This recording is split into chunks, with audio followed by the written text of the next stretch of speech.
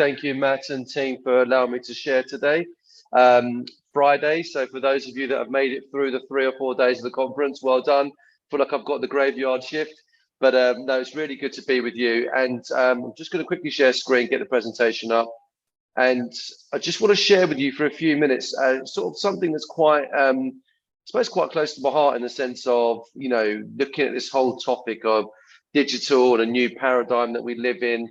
And the title I was given was Leadership in a New Paradigm, which sounds quite grandiose, sounds like I've got some really amazing revelations. I don't know if I have, but I've got some stuff I'd like to share with you.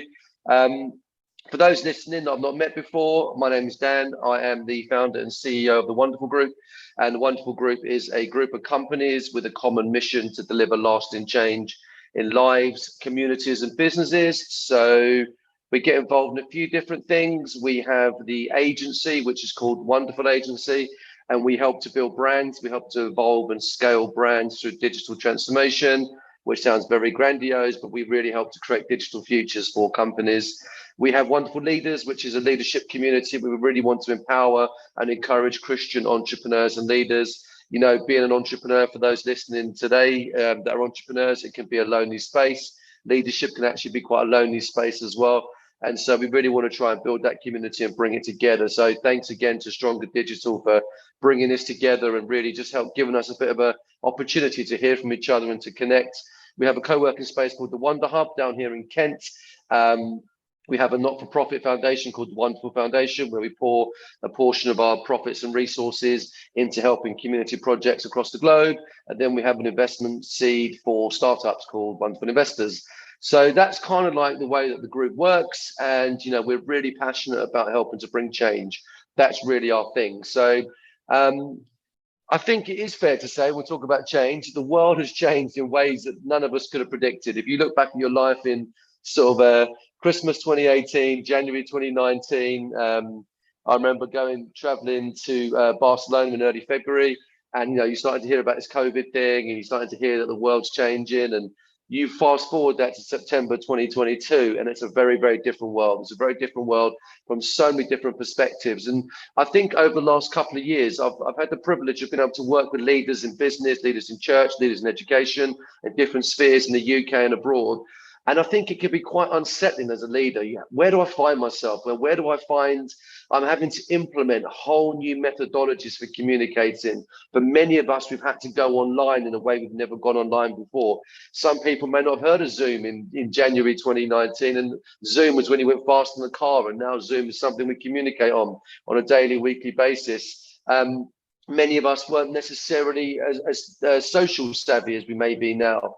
And, there's some of the digital implications of the change. I'm not here to talk about the change in a bigger perspective, but from a digital perspective, many of us have had to really adopt new technology. I remember in the first lockdown when everything went to online church because we couldn't meet together. And so by default, we had to change. By default, our communication methods had to change, our channels had to change. And I think that can be really unsettling. So where does that leave us? When we come to September 2022, we're looking ahead and saying, okay, well, we want to build for the future. We're still in challenging economic times. We've just had, Her Majesty Queen Elizabeth, the burial, and just incredible things that happened there in such a sad time. And I think that the pace of change is so fast, it can feel overwhelming. It's almost like every time you see a BBC breaking news, you hear the sound and you see the flash pop up, you think, what next? What else? What next? What else can happen? And I think that overwhelm is really interesting because you begin to notice it in the social space, particularly. You begin to notice it online. You begin to read tweets and LinkedIn messages and Instagram posts and Facebook posts, and you really begin to see that people are experiencing the overwhelm. And as a leader, what do? Particularly as those people that are watching today or watch us in the future, if you're a leader, you know that if we're honest, we like to control the environment. We like to have people in front of us. We like to be able to control a program, or we like to be able to set things in place and set plans in place. And yet it feels like the last 2.5 years, almost like everything's gone out the window. So how do we handle that? What do we do with that? Now, at the same time, there's also been a real move for how people communicate. If I look at some of the business people, the missionaries, the church leaders, the people that I connect with, the level and volume of online communication has gone up hugely, and the ability to connect with people is wider than it's ever been before. And so I think that offers both a big challenge and a big opportunity for us as leaders in a digital environment. And I think that for us, I want to talk a little bit today, just for the next few minutes, around three intelligences that are needed to lead in this new environment. Now, paradigm is a way of doing things. So when we talk about a paradigm shift, we talk about a fundamental change in how we see something and how we do something. And I think it is fair to say for many of us, our leadership has gone through a paradigm shift or going through a paradigm shift. And that's not to say the old is bad and the new is good, because it's not. I think in this new world that we live in, there's a lot of, there's much more room for isolation. There's much more room for polarization. If I look at a lot of the content and the communication that I see, it's probably more polarized now than it was back then. But I say back then, I mean 2019, before some of the massive global shifts that we've had. So for the next few minutes, if you'd indulge me, I'd just like to speak through three intelligences, three cues that we need to lead in a new paradigm, and how this can shift our leadership into a new sphere. Because as I said, alongside these challenges of isolation, polarization, those sorts of challenges that I think many of us have felt over the last while, I think there's a huge opportunity as Christian leaders to be able to step into a new paradigm, to be able to be a voice in a new paradigm. One of the emerging things that have emerged, even, it is a Friday, forgive me. One of the things that's emerged in the last couple of years has been that sort of emergence of the personal brand. The people want to hear your voice. People want to hear your authenticity. People want to know your story. And there's a real emergence that's coming on social media communications. Even I hear it from the pulpit, a much more human story. And I think the three Qs we're going to look at is IQ, EQ, and LQ. So you may have heard of some of these, you may have heard of all three of these, and we're just going to unpack them for the next few minutes. I don't have long, and I'm going to try and make up some time for Amaris, who's coming after me. She's fantastic. So the three Qs, IQ, I think we know about. I think we know that we're very good as leaders at telling people what we know. We're very good at telling people what they should do, what they should think, what we know. And I think there's absolutely a place in leadership for IQ. But I think the world has really, really hungered for that next level of leadership, which is EQ. That's emotional intelligence. IQ is your cerebral intelligence. It's what you know, it's what you've learned, it's what you've studied, and that is super important. If you're a business leader, you need to know your craft. If you're a leader in any particular environment, you need to know your craft. You need to know your skills. You need to hone your skills. That is a quality and a skill that's needed in leadership. We need leaders of skill. We need leaders that know their craft. But more importantly, or as importantly, we need leaders with high EQ. EQ is that emotional intelligence. If you go onto LinkedIn or Twitter or any social channels right now, you see that people are crying out for kindness. They're crying out to be understood. They're crying out for authenticity, for real things that you sometimes can't find in this polarized world, in this isolated world. People are crying out for that authentic leadership that says, I understand, I can empathize, I can, in humility, walk this journey with you and walk alongside you. And if I look, I'm not going to name names on a recording, but if I look at some of the real kind of personal brand celebs that you might be thinking of now, those that have built their personal brand over the last few years, they have real high EQ. They're really beginning to work into human behaviors, into psychological behaviors. How do we connect with each other? How do we better understand each other? And I think as leaders, having a high EQ is really something super important.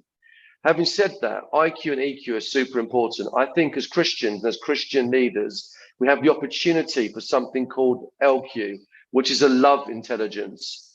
So it goes above and beyond just IQ and just EQ. So I'm just telling you what I know.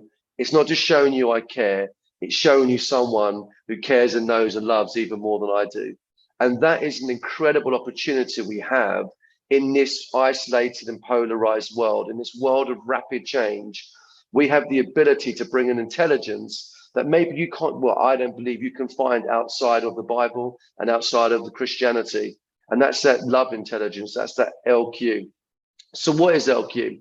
Just to simply define it, and it's not, it's not meant to be a hard and fast definition, but I think it's our ability to experience, express, and demonstrate love to ourselves and to others. Sometimes the first person we've got to learn to love is ourselves. We've got to let ourselves experience that as leaders, and us to express that to ourselves as leaders, and to demonstrate that to ourselves as leaders. Many leaders I know, particularly in a digital environment, think I should be doing more. I should be posting every day. I should have a better image. I should have a better this and better that. And ultimately, we put burdens, we put weights and yokes on ourselves that aren't healthy, that aren't good, that don't express an LQ to ourselves. So I'm imploring you today to have an LQ towards yourself first, number one. But number two, to be able to express that to others, to be able to say, I might not agree with what you're saying, but I'm not going to tweet about that. I'm going to reflect an LQ. I'm going to reflect something that actually speaks straight into that situation or speaks through that situation. I believe as Christian leaders that we have the opportunity to deliver a high level of LQ across our digital communications, across our social channels, with our teams in person, with the leaders that we build around, with the community around us. They're not just desperate for EQ, they're desperate for LQ. The Bible says that they'll know we are Christians by the love we have for one another, not just the emotional intelligence we have for one another, not just the intellectual intelligence we have for one another. It's the love we have for one another, the agape love that we have for one another. And I think that's so important. And just being honest, I think sometimes as Christian leaders, we can be very good at telling people what we think online. I don't agree with that statement there. It would be nice if you said this. I mean, I read some of the comments after Justin Welby spoke at the Queen's funeral, and 90% plus of them are very positive. But there's always those people that want to have a little dig. Well, why didn't you say this? You should have said that. You didn't say this in that way. It doesn't matter what you think. Express LQ. You don't need to reflect to the world at disunity because you've got an opinion that's slightly different to what Justin Welby has said. Reflect an LQ. That was an opportunity he had there to preach to billions of people. He took the opportunity, he stepped in it. It doesn't matter if we think it was perfect or our judgment of it. What matters is that we back what is true and we back what is right. And that's a real challenge, and it's a real opportunity for us, particularly in a digital environment, to demonstrate a high level of LQ. Interestingly, Jack Ma, who's the founder of Alibaba, many of you have heard of him, at the World Economic Forum in 2018, he made this incredible quote, which, I just blew me away when I found it a while ago. He said, to gain success, a person will need high EQ. If you don't want to lose quickly, in other words, if you want to be smart, you will need a high IQ. And if you want to be respected, you need high LQ, which is the IQ of love. And that comes from Jack Ma. And I don't know where he might stand in terms of his faith or in terms of his beliefs, but what an incredible statement. So what does that kind of journey of LQ kind of look like? And just want to kind of come to land just because of time. That IQ is very much transactional leadership. I am telling you what I know, and I want to impart to you what I know, and I want you to pick up what I know. That's good IQ. Should we be leading people in that way? Yes, we should. But transactional leadership, I think, is becoming tougher and tougher in this new paradigm. I think it's becoming a tougher form of leadership to lead that way because people are looking for more than that. The world is in a real fragmented, disparate place right now. Our communities are very fragmented. Even church environments becoming more fragmented, with less attendance maybe in person as it was before. Home groups and community groups are really trying to refine themselves. And I'm not sure transactional leadership is just going to cut it in this new paradigm. And that's not to put a pressure on us, it's to give us an opportunity to say, well, how can I grow from just IQ into that sense of EQ? For me personally, it's been a real journey over the last few years of really just developing my own emotional intelligence, just understanding myself, understanding what triggers me, understanding how my past has defined some of the ways that I think and some of the ways that I operate, understanding my communication style, I can be a very black and white communicator. I've had to learn to communicate in grey. I've had to learn the soft edges. I've had to learn to listen better. I've had to learn to understand and empathize with people more. Even if I don't agree, I can empathize. Empathy and sympathy are very different sometimes. Not going into that now. So EQ is something that as leaders we can all develop. Some of us may be born with a more natural level of EQ. Maybe we're more connected in that way. Maybe that we are more of a relational leader by default, but all of us can learn. And I think relational leadership is almost the standard, almost the baseline, sorry, for our leadership in this new paradigm, whether that's online, whether that's offline, whether it's on social channels, whether it's in the local coffee shop. That relational leadership, that relational equity is what people are looking for. That authenticity is what people are looking for, as we spoke about earlier on. After this session, if you go onto Twitter or you go onto LinkedIn or whichever social channels you use, have a look at the posts in relation to these. So IQ, I'm telling you what I know and how great I am. EQ, I'm talking to you about kindness and empathy and understanding. We've got an opportunity for that transformational leadership, which is LQ, which is modeled to us, obviously, in the life of Jesus when he walked on this earth. He modeled to us a lifestyle and a leadership mantra that was so much more than just IQ and EQ. He didn't just tell people what he knew. He didn't just tell people his great stories, although he did speak in amazing parables. He didn't just empathize and understand people, although he did do that. What an incredible, empathetic and relational leader he was. But he brought a transformational leadership. He brought a type of leadership that was that the world had never seen before. And as followers of Christ, we have the opportunity to express and demonstrate that love to ourselves and to those around us. And that's real transformational leadership. And I believe that's the opportunity we have in this new paradigm, this new world of leadership that we find ourselves in, particularly in a digital environment. So just coming to land now, so I'll be quick this morning. I think just 3 helpful questions that we can answer, or we can sort of go on that journey when developing LQ in our own leadership, whether that's in us as an individual or whether it's in our organization. If you're watching this and you lead an organization, this is a great thing to do with your teams. I think question 1, what is your worldview on business and leadership? You know, I've been having lots of conversations recently around things like B Corp. You know, so as an agency, we're applying for B Corp status. We're just waiting for the final interviews and that sort of thing. And so, you know, we've been really looking at the role of people, planet, and profit within a business. You know, what's our worldview? What's our fundamental worldview of why we're in business? What's our worldview on leadership? Do you disagree with what I say? Do you think, well, no, maybe we're not here for LQ, we're just here for IQ? That's fine. But I think it's really helpful for us as leaders to say, well, what is my worldview? What is my paradigm? How do I see leadership? And if I'm in business, how do I see business and leadership? Really interesting question.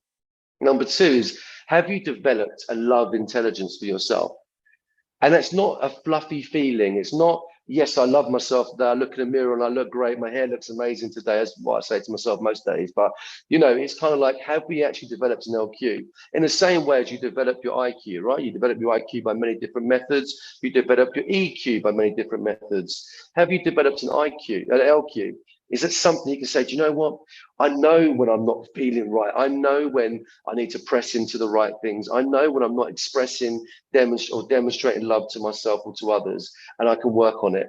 That's a huge thing to develop and look at. And number 3 is, what practical steps can I take in my leadership to become more transformational in my leadership?